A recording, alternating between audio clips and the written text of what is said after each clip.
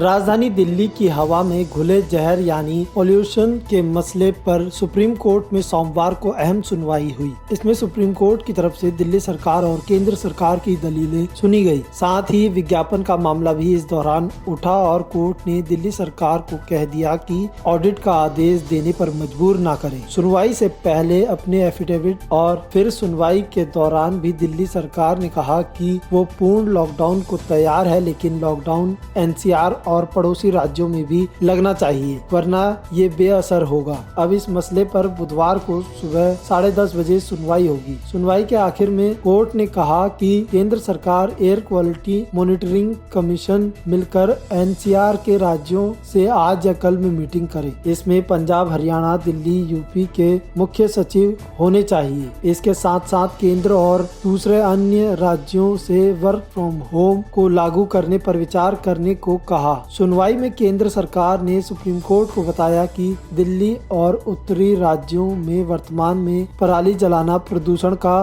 प्रमुख कारण नहीं है, क्योंकि ये प्रदूषण में केवल 10% योगदान देता है। वहीं फिलहाल धूल की वजह से होने वाला प्रदूषण ज्यादा है। आगे कोर्ट ने पूछा कि दिल्ली सरकार बताए कि उसने प्रदूषण को काबू करने के लिए क्या कदम उठाए। उसके पास रोड से धूल मिट्टी हटाने की कितनी मशीनें हैं। इस पर दिल्ली सरकार के वकील राहुल मेहरा ने कहा कि रोड को साफ करने वाला तंत्र एमसीडी के अंदर आता है। इस पर कोर्ट तल्ख हुआ। बाद में राहुल मेहरा ने बताया कि दिल्ली में 69 रोड साफ करने वाली मशीनें हैं। सुप्रीम कोर्ट ने पूछा कि मशीनों को कैसे बढ़ाया जा सकता है। इस पर मेहरा ने कहा कि उपराज्यपाल और सरकार इसके लिए प्रतिबद्ध है। इस पर कोर्ट ने तल्ख टिप्पणी की और कहा कि सब प्रतिबद्ध हैं, लेकिन मशीन कैसे आएंगी और कितनी मशीनें चाहिए ये बताएं। इस पर मेहरा ने कहा कि ये बात एमसीडी कमिश्नर बताएंगे। इस पर चीफ जस्टिस ने कहा कि मेरी दादी एक चेन की कहानी सुनाती थी और बताती थी कि कैसे मछली मर गई।